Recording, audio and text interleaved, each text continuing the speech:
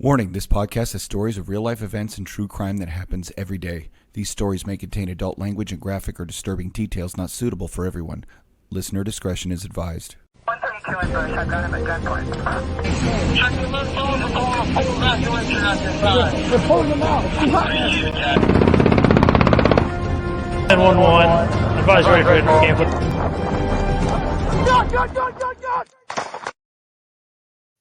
And this is take two. Welcome to another episode of War Stories. I'm Tom. I'm Chuck. I'm Rudy. Watch III Apparel. That's right. Deja vu all over again. So for those of you that heard that little clip just before if you really listen that closely and you heard what we're talking about, we'd been talking for quite a few minutes, and getting into how Chuck knows our guest Rudy, and then we realized StreamYard was having a problem and never started our podcast. So we're going to try this again. So Rudy. Yes, sir. Is our guest. Let's try and recap as much as possible. Rudy's our guest. Chuck, you and Rudy know each other. We'll get into how you guys know each other, but Rudy's from Watch III Apparel. If you've bought merch from us, chances are some of it in t-shirts is actually Watch III Apparel, because one of the things we've had Rudy do for us is make merch for us. But also, Watch III Apparel is an apparel company for first responders, police officers. But Rudy's not just making money off of the emblems or the ideas or the words. Rudy owns Watch III Apparel and is a police officer. How are you, Rudy? Yes, I am. Have Watch III Apparel for about 5 years now, and it was a child of a lot of stuff that was going on in my life at the moment. I wanted to do something fresh, something new, something unique, because as you guys know, there's several companies out there that have come and gone that do quote unquote police type, I guess, parody t-shirts, and I didn't want to do a shirt or shirts that screamed, "Hey, I'm a cop." Right. So my idea was, I'm going to make a shirt or series of shirts that we as law enforcement would understand, and maybe not the guy next to you. And that was the motor driving my company. Right. Kind of like 415 Saints. You talked about how companies have come and gone, and then that was one of them. Yeah, Joe. I'm really good friends with Joe, and he's in and out trying to make a comeback.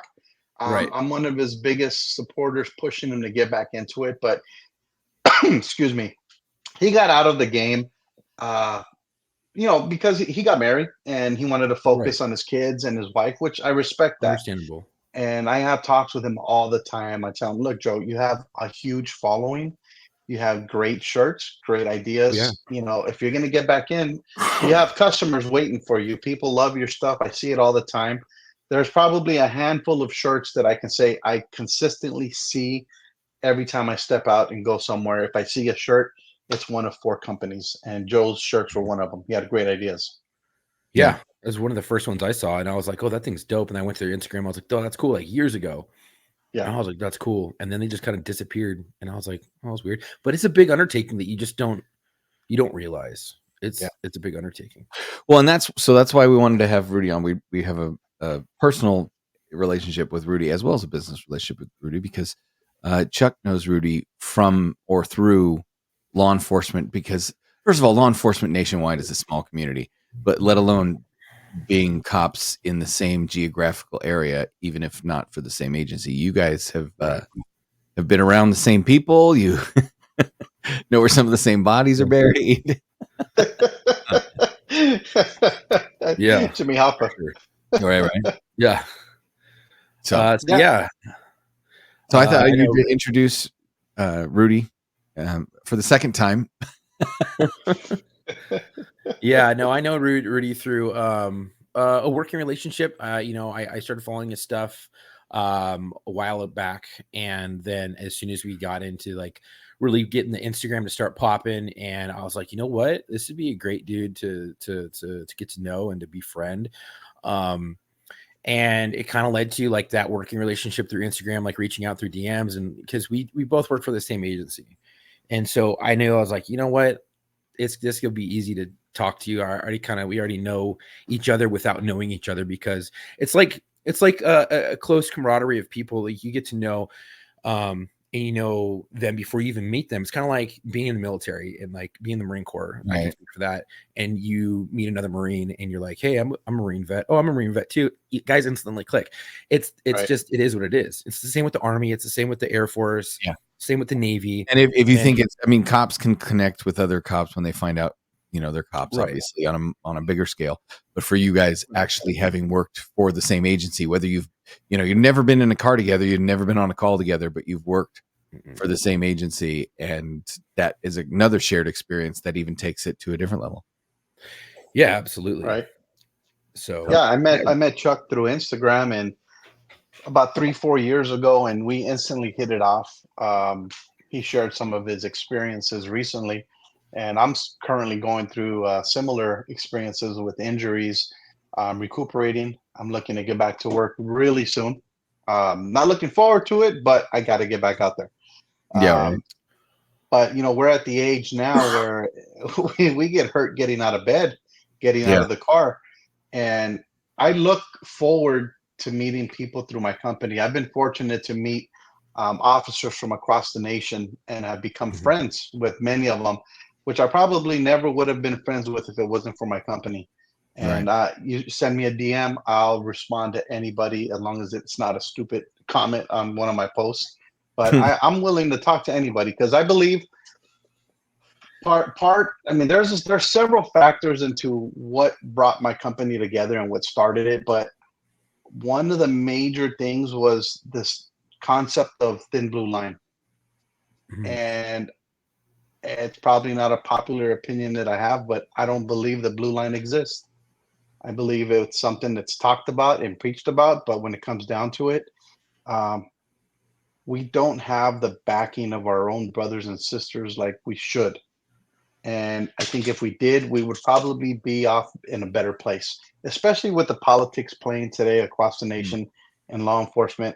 We only have each other to lean on and talk to for support, guidance, and reassurance. And unfortunately, there's a lot of feuding departmentally, agency-wide, and it sucks because we have a tough job as it is.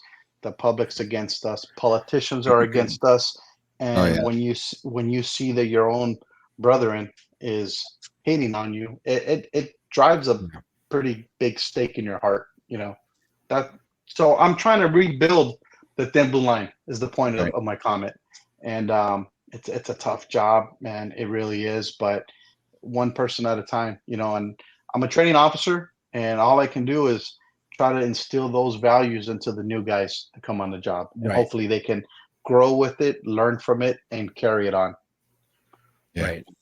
And I kind of know what you're talking about, and I think Tom does too, is especially you don't feel like it exists, that line exists, because you might be tight with the guys on your watch. Even most of the dudes, a lot of the guys on, patrol and things like that. But the moment you start breaking into different segments and groups, it starts getting real clicky, especially sometimes on watches, especially at different areas, different stations, different departments. It gets real clicky. And then the higher you go, when you start promoting, shit gets lost a lot along the way. You know what I mean? You get a lot of people who get promoted that shouldn't be promoted, and it becomes problematic. And then you start feeling the pressure coming from them because they're above you and they're, sitting in their quote unquote ivory tower, we've heard so much about. And it's almost, you feel like you're being attacked by your own agency when it's already tough enough out there on the street dealing with people, and it's a dangerous job, one.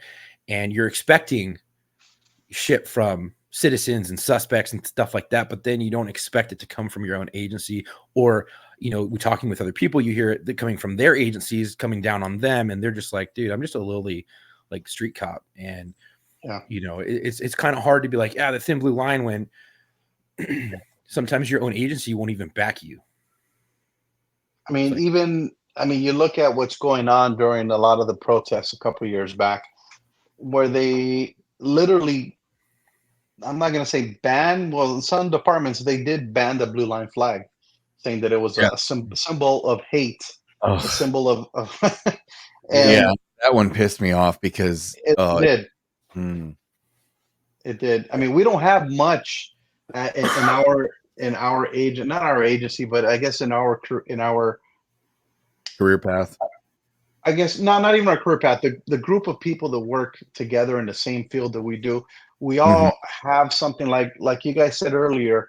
You go into a bar and you meet a guy and he says, "Hey, I'm a cop." Instantly, your walls come down and there's a level of trust, and you build on that Right. versus a stranger who says he's a mechanic or a doctor or whatever. The blue line flag, although I never wear anything with it because I don't like looking forward to ridicule from the public. So I never wear it. But Yeah. I have one in my back room and I'm proud of it.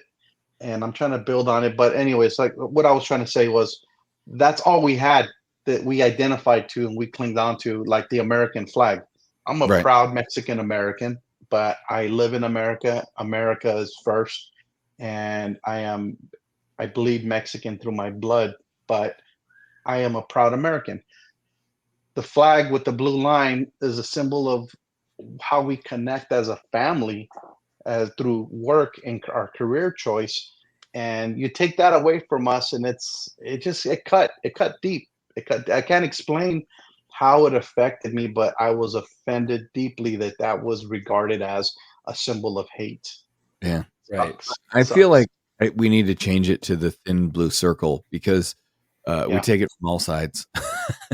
It used to be the blue line, right? The line between order and chaos. One side was order, and the people that were on that side wanted that order. And so they wanted this thin blue line of cops between order and chaos. And they knew that the police, the uniform obviously being blue, because no matter what anybody tells you, it's not black. Every time you see it on TV, if they're wearing black, Yeah. it's wrong. Okay, You're absolutely right. And I believe that's where it came from, the thin blue that's line. where it did come So that from. The thin blue line was the line of police officers that stand between order and chaos, between law and disorder and crime. And that's where the expression comes from. So then certain agencies took that idea.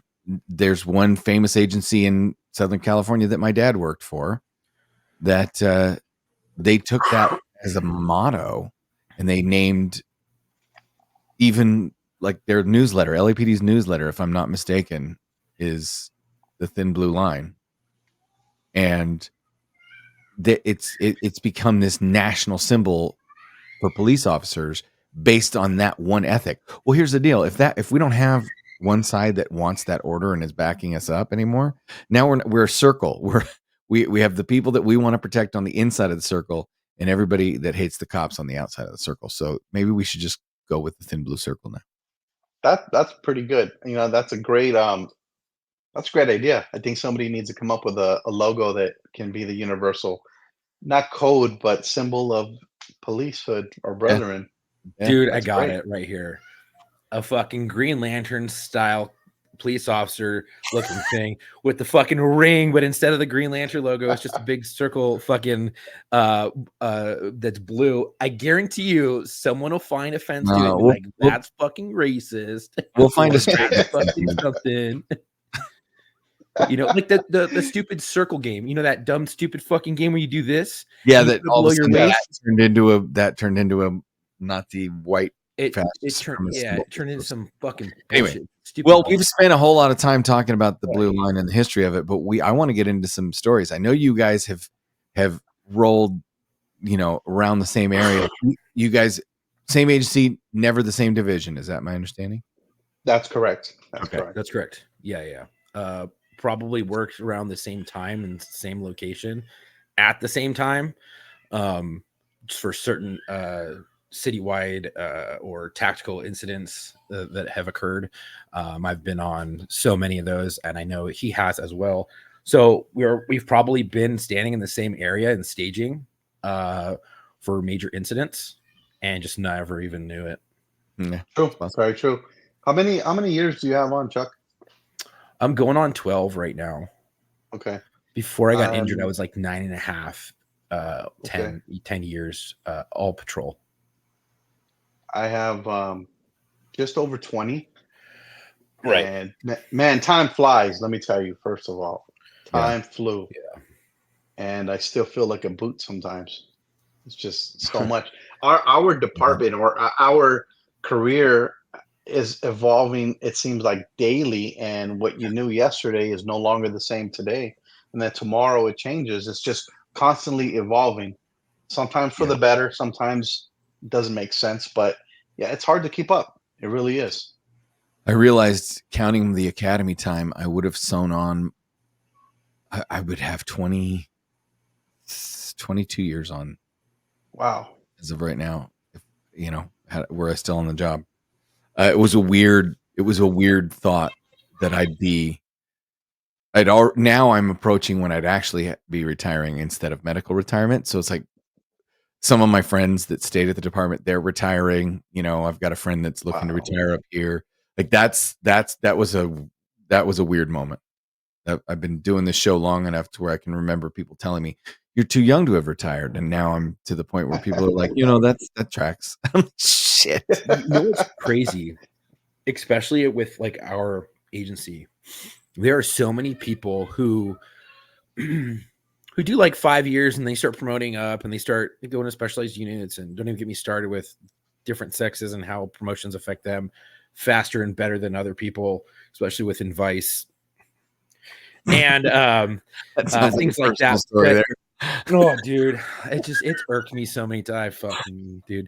But doing so much time on patrol, and that's all you've done, you get exposed to so much shit. And then you look at other people who end up coming back, and they come back as a boot sergeant, and they do their year, and then they leave and they go back inside. When I medically retire, I will have more fucking patrol time than a lot of people who sit inside. And have more experiences. It's just because we get exposed to so much shit so fast and on such a high frequency that it's crazy. And I can't imagine, like 20 years straight on patrol. Like, dude, the shit you see is more than people see in their entire lifetime. But what's crazy is you also don't get, like, you have to go to special assignments to get broader experience than just in progress calls, right? Which is so bizarre to most cops that have to work their cases from start to finish. Like, people don't understand that it's a whole other animal when you work for an agency that size, where you don't have time. Like, you show up to work and I think my buddy was telling me that he would show up to patrol as a deputy for LA County Sheriff, and they would be 100 calls deep. Oh yeah. Wow. Carried over from the previous shift. I'm sure fucking Rudy's seen it. He's probably turned on his stream and logged on and was like, fuck. And it's just fucking pop, pop, pop, pop, pop, pop, pop. And you're just like, cool, I'm loaded. And I just started. That's a perfect segue, Rudy. Tell us about some of those nights and tell us about some of your favorite moments. Well, a lot of my half of my career was working narcotics. I actually worked undercover. I went through the different teams and made it all the way up to DEA task force. Probably the beautiful. HIDA. Can you say? Oh, okay, you were on the HIDA team. Yeah, I was with B&E. I was assigned to B&E. The gang. No, Bureau of Narcotics Enforcement. So DOJ's LA. Okay. There was a team called LA Impact that had a Bureau. Yeah, LA Impact. I've done shirts for LA Impact in the past, and I got a lot of repeat customers from them. A lot of our guys that work dope in G&D, a lot of guys that work dope end up going to those other bigger LA Impact type crews, which is awesome because it's like unlimited overtime. And it was unlimited funds and unlimited overtime. And I wasn't even. I was on a county task force that wasn't affiliated. It was affiliated with Bureau of Narcotics Enforcement because they were the kind of the parent organization. So we were basically on our division was our county, but we could be used statewide. And so that was it was the most fun I've ever had as a cop ever. Dude, it was a great time. Jealous, bro. I'm so jealous because that's what I was trying to work my whole fucking career towards, was to get into dope undercover narcotics, to the point where I was fucking dude, I was supposed to, I was 2 seconds away from getting picked up on the buy team. Before they got shut down. My classmate was there, my buddy was there from my area, and then right when they were pulling my papers, fucking team went down. Goodbye. Yeah. What year was this, Chuck? Fuck. I would have to look back. I can only Let's figure out what year it is now. I worked the buy team for 8 years, 7 or 8 years. And then you know the same person. Yeah, it was citywide. Yeah. Probably. Well, this was for down. I don't want to give anything away for the agency, but you already said it prior. The 3-letter acronym or 3-letter word. Yeah. So that's where it was out of downtown. Yeah, but it was citywide. Yeah. So that was a great time. That was your favorite time, I'll bet. You were hooking and booking, and you were chasing real bad guys, like real bad guys, not like real bad guys. Yeah, we had a lot of cases that one of my favorite parts about that job is we've made so many arrests. Not to toot my horn or brag, but you build your court expertise so fast when you're working a specialized unit like that. Oh yeah. I go to court and you'd get a baby DA who doesn't know you, or not a DA, a baby defense attorney, and they always want to know your expertise. And I'll go into 2,000 plus or narcotic related arrests. Been in part of an excess of over 5,000 operations, and a lot of the judges knew us, and they would be like, "Okay, he knows what he's doing. He's done this long enough.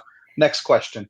And it was great. It was great because when you have the respect of the judge, it kind of gives you a feeling like I've done something in this job, and that means a lot to me. I like that. Yeah, and I remember the first time I got ever classified as an expert in court, and it was by a judge going, I think, to a defense attorney, yeah, I think we've established he's an expert. Move on. Yeah. The funniest look is on the defense's face when they look at the judge like, okay, I guess next question. Right. Yeah. But it was TV lawyer stuff is bullshit. If the judge tells you to move on, you move the fuck on. Yes, and that's what a lot of these young guys need to learn is the judge may laugh with you, the judge may joke with you, but when the judge says you're done, you're done. That's it. Yeah. Right. One of my highlights of working in one of these dope squads, I was up in the bird. I was in the helicopter. I was eyes in the sky. We were following a suspect, and their cameras, first of all, are amazing. The range that these cameras can pick up it just blows my mind. So we're following this guy, and they ended up bedding him down to a house, and now they needed to gear up to serve a search warrant. Mm-hmm. And the funniest thing was the helicopter that I was in actually landed in an open field. My boss came and swooped me up, threw my helmet on, my vest, and all the neighbors were looking like, oh my God, there's a helicopter landing in this field. And to me, it was just another day on the job. We do high speed, crazy stuff like that, and you just roll with it. But I remember one of the men that were standing out there looking at me jump out this helicopter and then jumping in the car. They looked at me like, who are you? And I was the new guy on the team. That's why I was up in the bird. Nobody wants to be in the bird because everybody gets sick, right? Oh, dude, I could not. They couldn't put me up in Aero because those gyro binos would make me throw up. I'll take. So you've done that before? Yeah, it's dude. So isn't it weird how you can be locked onto a car for about 15 minutes? You take your eyes off for 1 second, and you get back on. Your car's gone. Screwed. Car's gone. Yeah, and so, but this is like, okay. So imagine my hands are the view I get, right? And for those of you that are listening, I'm sorry, but this is how they work. Chuck, you move your head like this. Ooh. Like it turns. Oh, it's the worst. It's yeah. I couldn't. I would throw up. So we'd had Aero, and it was fixed wing, right? Typically, okay, they could go higher up, longer time periods. And we had a guy that just loved it. He could go up there, he'd get in the binos, he'd be on it like for a while. Oh wow. So he just always went. But yeah, I could not do that. But that was that they always made the new. Do you remember smashing your first door with the breaching tools? Yeah, it was a learning experience. Yes, it was, Yeah. wasn't it? And I They don't look tell you back, like, shit. no, they don't. And everybody's watching me like, all Yeah. right, here he goes. Here he goes. And Uh-huh. I must have hit it like 4 times. And then I look back like, help. They're like, get up there.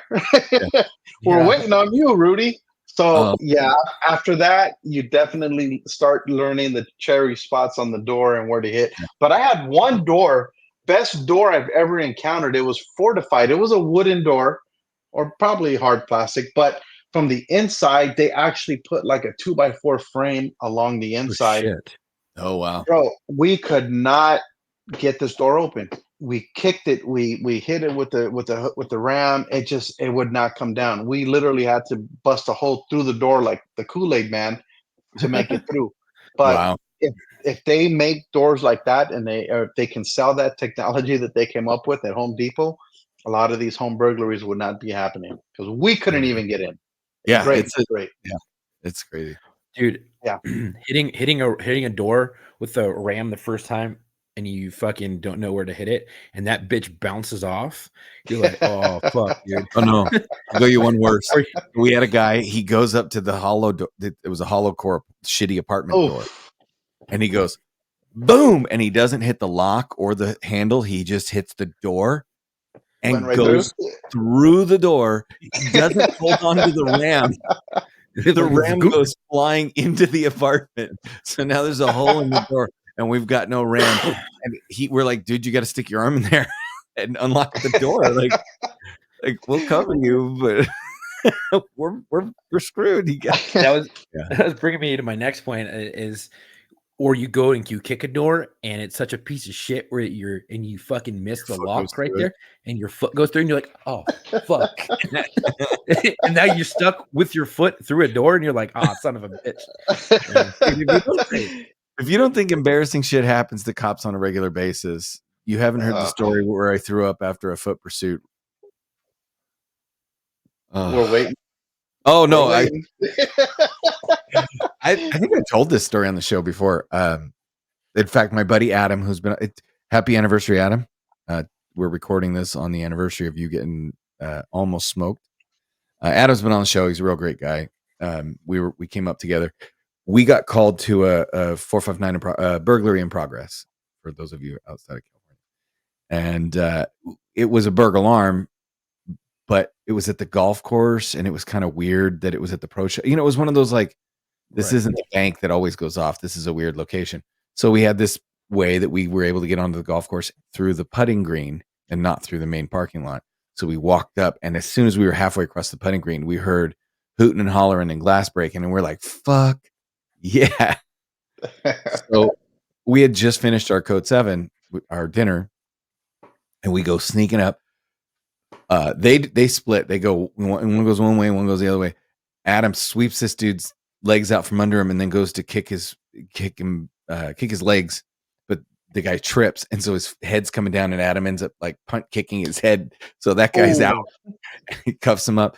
Whereas my guy rabbits down the fairway and then ends up going into the rough, and he's hiding in the trees. And my radio has come off and chasing this dude because we stumbled down the hill. There's all kinds of shenanigans and shit.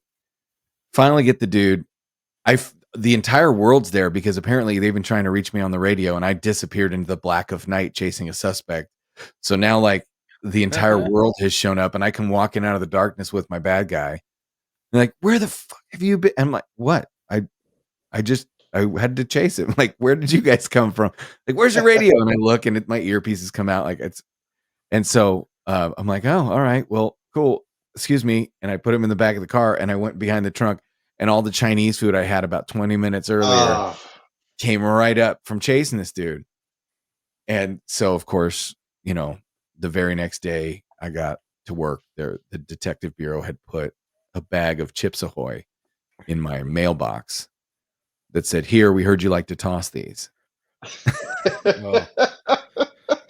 You have to have a sick sense of humor and thick skin to be a cop. You really do. Yeah. Because some of the funniest stories in my life revolve around small units. Small units are the worst. We used to have a wall of what they call them memes now, but back then we would literally take a picture and Xerox copy it and put blank lines, and then everybody would anonymously fill their lines in, right? Yeah. Until the change of the guard in our department didn't allow that. And the new captain walked in one day. That's got to go. That's got to go. That's got to go. And we're like, that's what we look forward to. Sometimes it helps ease the tension, you know. That was what, around 2014? When that fucking disappeared? Yeah. 2014, 2015. Yeah. But when I left that division, I took those with me and I have them still. So when I retire, those are coming back out. Find the best one and make a shirt. Yes, you're right. You're right. There was one of, we had a Baker to Vegas team, and one of the guys in our unit, he was known to party a little excessively sometimes. Oh, no. He partied the night before. Yeah. He partied the night before Baker to Vegas, and he had to run a leg early in the morning, and he was late. So we made a meme. I was Photoshop savvy since I was a young kid. I took his picture, put it on a guy in a devil outfit holding a sign saying, "Hold the line, I'm coming, I'm coming." And we put that up on the wall, and it went down in history as one of the funniest memes, because everybody knew. You had to know the backstory to understand that meme, but those are so hilarious. They made me laugh. You can't duplicate those unless you have, like, the Kilroy was here of the fingers and the nose and the eyes peeking over the wall from World War II. The messages that they wrote on those bombs, the beautiful pinup girls that these men painted on their airplanes. You know, like there's so much that has come out of that. Even they would be considered racist by today's standards, obviously, because everything is. Yeah. But the original Mel Blanc, the voice of Bugs Bunny, and Chuck Jones, and all these famous people that were the fathers of our cartoons that we watched as kids, they actually used to create animated propaganda movies for the army. And so you can hear Bugs Bunny's voice doing like anti-Nazi films in a cartoon that they showed to the soldiers, right? But you couldn't, those were things that we created because we were banded together under one common cause. And if you lose that, if you tell everybody, hey, these memes that you guys have all created, these Mad Libs have to come down off the wall, you get one fake potted plant, no personal photos, dude, it becomes Office Space. It fucks your morale, dude. It fucks your morale because you used to feel so honored to get made fun of and thrown up on that wall. And you're like, fuck yeah, I'm one of the guys. I'm a fucking officer at this division now, because you feel like you've finally been accepted. And and getting that, and especially when I was on fucking probation, I wanted to make it on that wall so fucking bad. Just have people make fun of me, because it means they respect you enough to put you up there, because they're not going to put you up there if they don't fucking respect you. And it's like they a rite like of passage. Just ignore you. No. I mean, they'll talk shit to you, like, hey, Boot, you're fucking stupid, But the moment you do something and that they think is funny, and that you've earned their respect, they'll throw your ass up there to make fun of you, and you just take it as fucking in stride. And when they took that shit away, it was the start of a lot of low morale, and just fucking tanking morale to appease someone that got their fucking feelings hurt and got butthurt. But what you do is you're taking away like rites of passage and what you would call in today's standard of hazing. But it's like, I had that shit happen to me, and you never got to experience that. You're not getting the same experience. And then it's it's just like getting smacked with the salted fire hoses when you cross the equator in the Navy. It sucks. It's a rite of passage to do it. Hey, Rudy, what was your craziest, what's your craziest, like, funniest narco story? I mean, narco stories get weird because you're dealing with dopers, and dopers do weird shit. Don't ask, because you and I were probably working dope. When did you start working dope? What year? 2007, 2008. Okay, so we were working dope. I came out in 2000. Came out of dope, Chuck, in 2009. But not judging. Yeah, but did you ever go to the CNOA conferences? No, you know what? I did not, and I wish I would have, because I've heard so many cool stories that came out of that. But I didn't. No. Anyway, my point is that narcs are a different breed of cops. Like SWAT cops are a different breed of cops. Like I know SWAT cops are awesome. I've been friends with a lot of them, but that was never what I wanted to do. Working dope and working undercover and stuff. That was like bread and butter to me. I would never want to. I would never want to be a motor cop because you have to take traffic reports and spend a lot of time polishing boots. I'm just not that dedicated. You're But I know absolutely as right. narco, you had the best stories. You know what? One of the craziest stories that I had, or I got tons of stories, and they pop in, sporadically. But the funniest one that and people, as you guys know, being law enforcement, you go to family gatherings. The first thing that comes out of people's mouths, tell us something funny. What Right. happened? Right. And at the beginning, and tell me if you guys experienced this. At the beginning of my career, I was excited to tell everybody what I did, and then after a few years, I didn't want to talk about it. Right. Did you guys experience that? So the way So I explained it was when I get to that moment in the story where I start telling a story and then I see the look on somebody's face change and I'm like, I don't know how to, I like, and then all I have to hear about is the asshole cop that pulled him over and how they violated his rights by not Mirandizing him on a traffic stop for a speeding ticket. And that was what I was like, oh, I'm a trash man. I work for like this. I didn't like talking about it. However, if we're having a conversation and you ease it in like a gentleman, right? Jeez. Okay. And it happens like organically, Yeah. I'll talk about it, right? But the moment you go and I get the same fucking thing, and it happened to me recently. Hey, what's something funny that's happened to you? And I'm like, shit. And so I think of something funny. I'm like, oh, this makes me laugh, and I tell it, and the person's like, the fuck? I'm like, oh, I guess it's a bit dark. And then I'm like, oh yeah, I had someone shit in my hand before. And they're like, oh, that's funny. I'm like, it's kind of gross, but yeah. And so like, that's a good segue into my story, Chuck. So we were working dope, and we were working chase uniform. The buy goes down, signal goes out, and we're directed in to take a suspect down. Standing at the northwest corner, clothing description, what have you. So the UC is on a one-way transmitter and says, "Yeah, I believe he stashed it in his ass. He's keister holding." So we go grab him, and we start doing our search before we put him in the car. And before we can even go through his front pockets, you smell the most foul odor I've ever smelled in my life. And that's when we hear, yeah, he's keister holding. Make sure he doesn't reach in there. Keep an eye on his hands. And I look at the guy and I'm like, what the hell did you just do? And he's like, I just boo-booed in my pants. And I'm like, yeah, I don't think he was keister holding. And if he was, I don't get paid to do that. Anymore, dude. Yeah, we got enough. We got him for the sales. We don't need the evidence at this point. I didn't see it come out. Did you, partner? Nope. Okay. Wipe him, give him some pants at the dispensary, and let's go.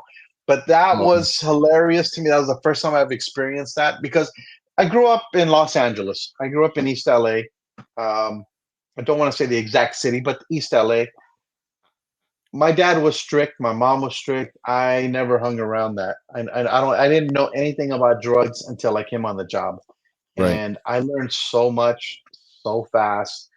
And now I can spot a hand-to-hand transaction a mile away just driving through a red light or a green light. But it was a whole new culture to me, and it was interesting. I actually enjoyed it. I loved it, and I became a department certified instructor, and I taught the narco school for about 3 years. And it's amazing. It's amazing the experiences that I've had working narcotics, and I think it helped build me to be a better officer. I can talk to people. I can relate to people. Being to work undercover, you have to be somewhat of an actor to be able to throw yourself into a scenario where nobody knows you and you have to play a role. I had a script, I had a fake name, and I had a story that I used every single time I went out. If anybody questioned me, I knew it like the back of my head and back of my hand because this was the story that I practiced over and over and over. But yeah, dope. You're right. Dope cops are definitely a different breed. Cops in general are a different breed, but dope cops are a weird breed. You Yeah. have to be. You Yeah. have to be. Same with Vice cops, dude. I used to love working with Vice. As Vice cops are twisted as fuck. Dude. Some of the best times. But how can you not be when sometimes your job is to watch porn for 6 hours to see if somebody goes past the fourth knuckle? You know what I mean? Like, Wait, is that wrong? But you're telling me you don't enjoy occasional fisting? Hey, I'll watch anything twice. But yeah, Vice cops are a whole other animal. Anyway. Yeah, you're right. You're right. But that's true. I mean, that's true of any subset. Like, you know, you fall into different categories, right? There's always the motor guys are a different breed. Like, you know, you go to SHOT Show, right? You go to SHOT Show and you let me stand near the Safariland booth or the Hatch booth for any length of time, or the EOTech booth, and I will point out to you exactly what assignment these people are in. Yeah. I won't even get I within 89%, 90% accuracy, I will be able to guess the SWAT guys, patrol guys. Yeah. Oh yeah. Yeah. Tom and Chuck, let me ask you guys a question. In your experience being around all these officers, what classification officer would you say is the most odd? You got dope, you got vice, you have detectives. I mean, who would you say is the weirdest? The financial crimes guys. Really? That's a shocker. Why? Because they're math geeks, and like it's a whole other like they don't talk like cops, they don't investigate like it's like forensic accounting. That's yeah. Interesting. What about you, Chuck? Well, so like I wouldn't really see. I'm gonna be skewed because I've always wanted to work narcotics and vice, so undercover narcotics. So I always, worked alongside those guys and have thousands of arrests for dope and shit. So they're for sure that weird. To me is normal. They said they're for sure weird. Yeah, but like that was normal to me, and so was Vice. Mm-hmm. However, if you were to hear some of the conversations between cops on Vice, you would be like, the fuck? However, being around it, you're like, that's funny, that's normal to me. So I would say the fucking most socially awkward, not just weird, but socially awkward people are going to be up in detectives, because they don't come around very often and they don't do fucking arrests like at all very often. I'm talking ones working the table, not the ones who are in specialized units doing fucking the work. And it's totally different when you have a detective who's working a specialized unit. They know how to arrest people. They know how to write a good arrest report. However, when you have the guys who haven't touched a body in let's say 8 years, 9 years, and they're just doing follow-up stuff, I would say those are the ones who I think are the most socially awkward, because they don't necessarily remember how to act around patrol. They don't really necessarily know how to arrest people or write an arrest report. And they kind of forget a lot of the basics. What about you, Rudy? That. Yeah. I think vice/sex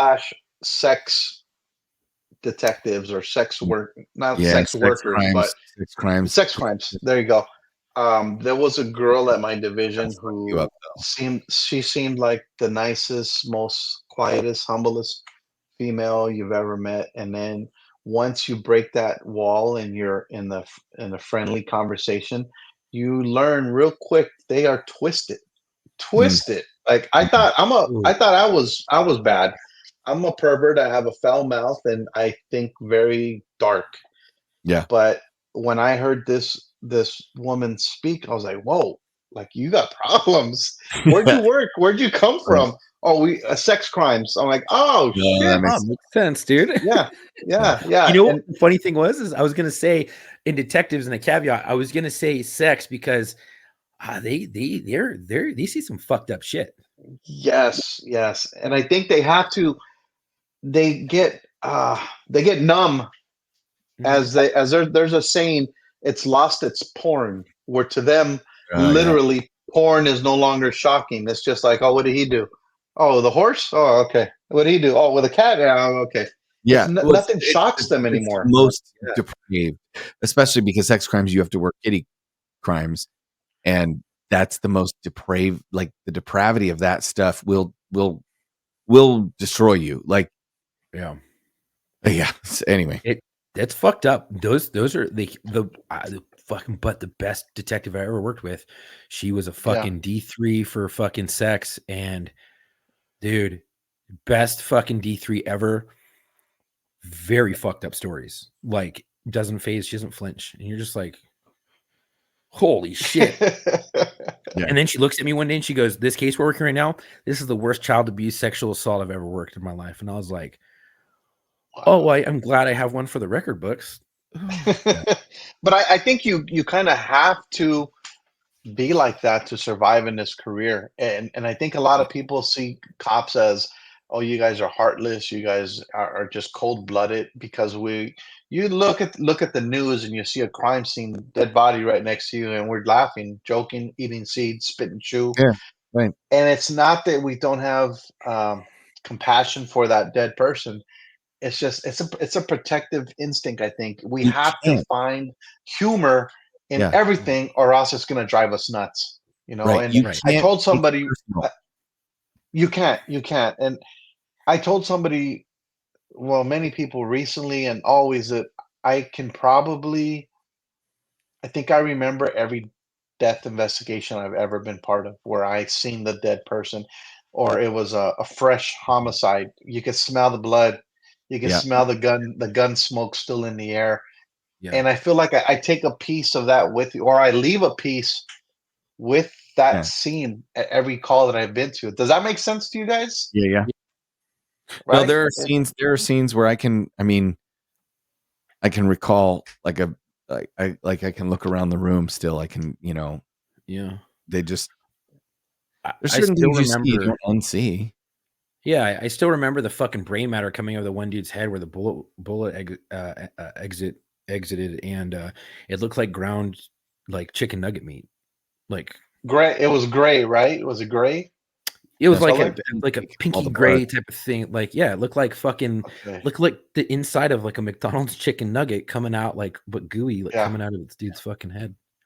Yeah. Yeah. I went to our OPG tow once, and it was a vehicle where the guy was shot up, and I look up in the ceiling of the roof, or the roof of the vehicle, the cab, and there's literally like brain matter dropping still, and Ugh. it's odd, it's weird, but you can't let it affect you personally. I had this conversation with somebody the other day. They were asking about, we were watching something and somebody was on fire, and they said, "Oh, I bet that stinks." I'm like, "No." They're like, what? And I said, "There's no car involved. If it was a car fire, it stank, but just a person, nah." My Really, dad used to I tell never thought us about to that. bring It smells bacon. like barbecue. Yeah. It smells like somebody's having a barbecue. Like it just smells like burning meat, really. Yeah. But I know because I burnt myself we and that's think what it smells about it, like. right? We think about it in those terms of like, yeah, I know what a burning body smells like, and I know the difference between a body that just has its clothes on that's burning versus a car that had a body in it that was burning. And Yeah. and my wife has like we watched something the other day, and they were showing crime scene photos, and I said they knew these people were dead when they walked in that house from the smell because there was so Mhm. much blood on the floor. I Yeah. know you can't have that much blood on the floor without smelling it right when you walk in the door. Yeah, no. People always ask me what does a dead body smell like, and it's so hard to describe, There's but Yeah. unforgettable, right? There's a Unforgettable. sweetness. There's like an underlying sweetness. And again, there's also Depends on how long they've been dead. so, and well, there's the, if is it before they shit themselves? Is it after? Is Yeah, it? they don't really a dead body who's been dead for like a few days or a couple days or a day or 24 hours or something. They Yeah, don't really fucking the smell. you walk in when a body that it's only been dead for 8 or 10 hours or whatever, there's a weird sweetness in the air, and that's about it. But the And if level you of have it, decomposition, yeah. that's when it Well, starts to change. I Right. had a lady dead for a week Yeah, me too. and she didn't eat. Wow. In And triple she was- digit summer weather with no air conditioning on and all the windows shut. Oh, dude, yeah, but however, this one didn't stink. We She don't. mummified, bro. Oh, What? So, Was maybe it it was more than was a it week, cold or was it hot No, it was in the outside? middle of summer. Middle of summer. Really? Yeah. then she was there longer than a Man, week. She had to have been, dude. She was a fucking mummy, dude. Yeah, she was there longer than a week. If she, Well, her husband, I think, Wow. has dementia, so I don't know how long she was there, but he said he didn't see her within a week, and I was like, all right, cool. We get back there, and I'm like, that's a full blown fucking mummy. Like, usually it a doesn't week, smell at you're all. going to be like bloated, like purple, bloated. Yeah. Yeah. Most dead Have you bodies- guys ever had to help the coroner move a body? Oh, Yeah. Okay. So let me tell you this: in our county, the deputies were all coroners. So Wow. every single deputy went to coroner school, and he was a deputy and a coroner, and they would handle all the death investigation, all the coroner duties up to when they needed the actual medical examiner. So if we had a dead body and the deputies showed up, I was helping the deputies move it because we were that was it. It was us. So I mean, I remember the first time it was kind of like that part in The Rock. You remember that with Nicolas Cage where he points at the body, the legs twitching, and he goes, "You've been around a lot of dead people. Is that normal?" And I remember going to this guy. He had it was a halfway house for developmentally disabled people, crazy people, whatever, group home. And this kid had died in the group home. And as he's laying there, foam starts to pour, like shaving cream starts to pour out of each nostril in real time. Like he's dead, Wow. but this foam is coming out of him like the Play-Doh Fun Factory. And I looked at the deputy. I'm like, "Hey, do you need to know about this? There's an issue?" And he goes, "Oh, he probably OD'd on heroin. That gives me a good idea." And he starts to explain to me how he'd seen this before and da da da. And it just became this class on, okay, if you see the foams coming out of their nostrils, they probably OD'd on heroin. And all of a sudden, this weird, bizarre moment of a dead body spitting shaving cream out of it turned into a good career learning experience. Right. Yeah, you're right. You never forget that. Now, Yeah. I remember Rudy, yes, sir. No, go ahead. keep going. Go No, for I it. was gonna say on probation, our TOs always put us through the craziest stuff just so they can get a laugh out of it. Yeah. We had a death investigation. Body was probably a good 2 weeks past, and coroner gets there, and my TO looks at me. He's like, "You never handled a dead body before. He needs help." I said, "Oh, okay." I'm like, "I'm down for whatever." I had to. I'm on probation. He's like, "Help him out." So I go and I asked the coroner, "Well, what do you want me to do?" He's like, "Grab his arm. We got to lift him up, put him in the bag." I grabbed his arm, and my first time ever touching a dead body. I grabbed his or her arm, and it literally slid off his arm, it's loved. and all that skin came Oh, off with it. Blisters popping, and my TO's laughing. And I'm like, I didn't know. I'm sorry. Even the coroner's laughing. He's like, "First body?" I'm like, "Yes, sir." Okay. Next time you won't do that. You grab him from the wrist. Right. Funny stuff. But we had a woman, she crock-potted herself by dying and being in her jacuzzi for 3 days while she was intoxicated. Oh, And the jacuzzi man. stayed on, Wow. Was there any meat left? I mean, anything out of the water was fine. But when they Intact, like, yeah. they pulled her arms up to get her out, and when they pulled her arms up, they just whoop, everything, like it was like, Wow. when you cook a roast, just everything crock-potted right off the bone. Man, dude. Sick, but That's fucking disgusting.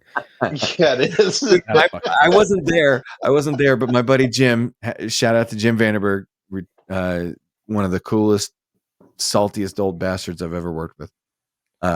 He said he went on one. It was at a trailer park, and the guy had been dead inside his, camping trailer for God knows how long in the summer. And it was the afternoon, like a Thursday afternoon. It was 112 degrees or whatever the hell it is in California at that point. And the guy was so rotten but the camper was sealed up airtight. So the flies were dive bombing the window. Wow. The whole camper was covered in flies, and they were dive bombing the window to try and get at this corpse. And he knew that, like, he's like, if the flies are dive bombing this camper to get in there, I'm in for a shitstorm when I open that door. Oh yeah. Oh man. Dude, good times, man. We had this fucking old man, right? Since you guys were fucking swapping stories, I'm gonna fucking swap one right back. So I don't want to be left out. You know what I mean? So we had this one, and this young thing came to the door. She calls us, and we get there, and there's me and my partner. He's Filipino. Let me tell you something about some Filipino dudes. They love death. I don't know what it is, but this dude would want to get every fucking dead body call. I was like, fuck you, no, dude, I'm done. Like, because of him, I have seen so many dead bodies that I care. Like, I'm done with dead body. Like, I'm good. If I never see a dead body again in my life, I'll be fucking just fine. And so, long story short, we get to this call. This young thing, she's at the door, and she's trying to pick up this old man for church. She's like, I haven't seen him in like a week. And like, I've been trying to get a hold of him. We're supposed to go to church today. I always come and pick him up because he doesn't drive anymore. Yada, yada, yada. And I'm like, all right, well, she's like, I'm like, we can't get inside his house. We knock on the door. He's not there. Like, what do you want us to do? She's like, I have a fucking key. I'm allowed to go in. I'm like, cool. Unlock the door. We'll go in and just stay out here. And so we go inside and we look in the room and in this bedroom, we're looking around. We don't see this dude. And we look over and we look at this bed and it's an empty bed. And there's like fucking DVDs everywhere, like open DVD boxes. And it was porn. And he has porn playing on his fucking TV. And then we look directly outside of his bedroom and we look and we see the bathroom. Well, the door's closed, so we open the door. We see a fucking bloody ass crime scene. We're like, what the fuck happened? We see blood streaks over the fucking wall in the bathtub, just fucking handprints of just blood everywhere. Fucking blood just inside of the tub, just fucking draining out of the drain. Like, it had been there. It's dried at this point. But it was just fucking just dried blood streaks everywhere. A pool of fucking blood under this poor man's fucking head and just bled out in the fucking bathroom. And in between his feet, he was on his knees, bent over into the bathtub. There is a whole cauliflower turd outside of his, like in between his legs. He shit a whole cauliflower.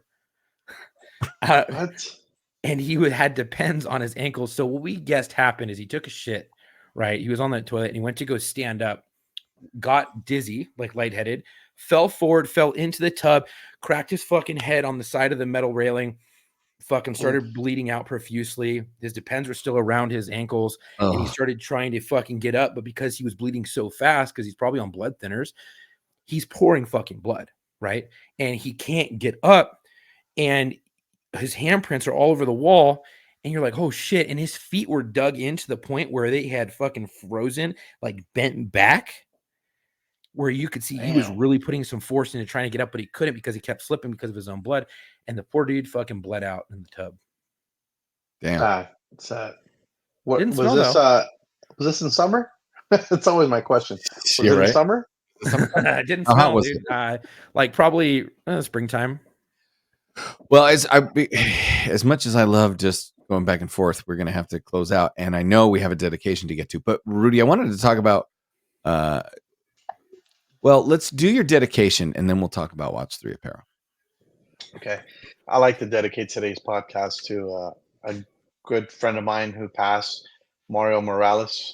Rest in peace, brother. We miss you. And, if anybody needs to talk to somebody, DM me. My phone number is on my website. Call me. There's always someone willing to listen. That's true. That's it. Yeah, amen. Now, I want to give a shout out to Watch III Apparel because I love this. I love the way this looks. So for those of you that are listening, you're gonna have to deal with this, you just go on YouTube and watch it. This is Watch III Apparel, the website. Okay, it's if you want to visit, it's Watch 3 spelled out WATCHTHREE.com. And I want to tell you, Rudy, I need this shirt. I got you. I got you. This is Chuck. You guys tell me what you want. I got you guys. Don't even worry about it. That shirt is fantastic. It made me so happy just to see Tommy Lasorda. I mean, especially Rudy and I are of a certain age. I'm guessing we came on the job about the same time. We're probably about the same age. I think I'm older. Maybe. What year were you born? 71. Oh, yeah, you're a little bit older. But guys of our vintage, Tommy Lasorda was royalty. Like Tommy Lasorda was absolute royalty in LA, and it didn't matter. It didn't matter what color you were. It didn't matter where you were from. That was Lasorda, and nobody messed with Tommy Lasorda. And so to see Lasorda with Wassup Putos,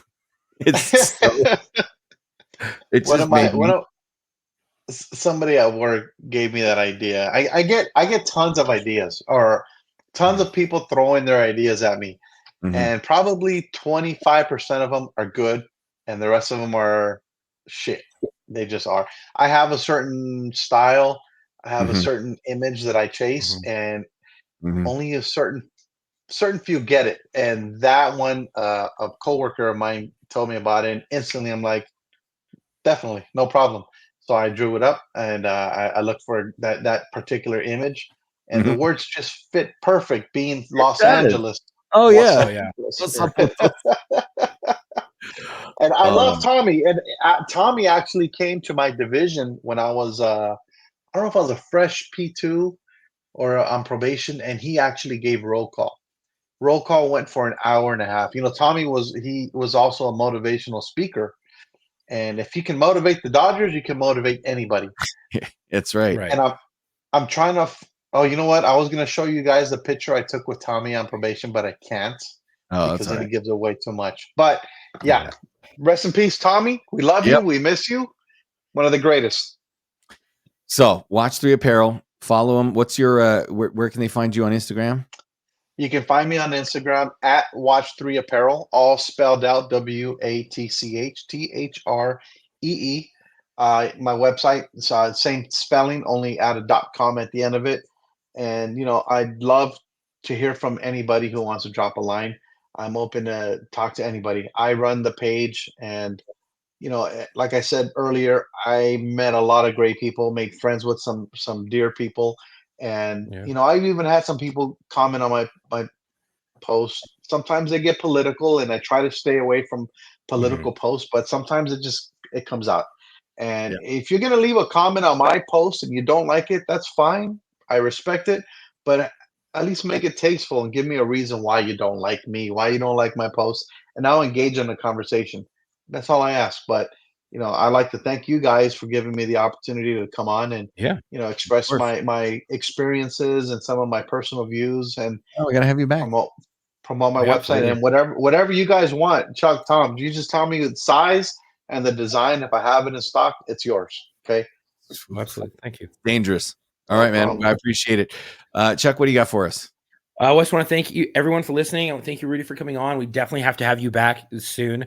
If you like today's podcast and the content we provide, please help us out by rating and reviewing us on Apple Podcasts or Spotify or whatever podcast platform you listen to us on. You can also go to the YouTube, and we're there as well. You can watch us. You can also support us by going to our Instagram at war_stories_official and our Facebook at War Stories Podcast. Please like and share the post there. And then if you click the link in the bio on both, you can get to all of our socials, our media, our podcast, everything, our website. And our website is www.warstoriesofficial.com. You can grab some gear there. We still have some stuff left. It's running low. We're almost out of a lot of stuff. But hey, if you want to grab some gear, let us know. Go there, order it. You can also go to booking.warstories@gmail.com. Again, that is booking.warstories@gmail.com. I can get you booked. We're always looking for law enforcement veterans, firefighters, dispatchers, medics, but also as nurses and corrections. If you have a friend you think could be a great fit or has some stories they want to share, give them that booking email and link us up, and I get them booked. Thank you for the support. Stay safe. And until our next episode, what's up, putos? Peace.